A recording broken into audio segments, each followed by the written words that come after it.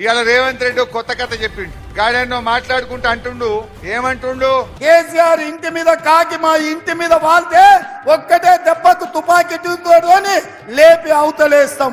కేసీఆర్ ను కాదు, కేసీఆర్ ఇంటి మీద వాలిన కాకి మా కాంగ్రెస్ గోడ మీద వాళ్తే కూడా మా కార్యకర్తలు కాల్చి అవతల పడేస్తారు. చెప్పేటి ఏమో శ్రీరంగ నీతులు, చేసేటి అన్ని తప్పుడు పనులే.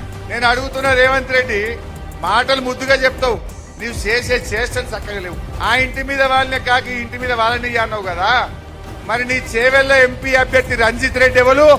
నీ మల్కాజ్గిరి అభ్యర్థి సునీత మహేందర్ రెడ్డి ఎవరు?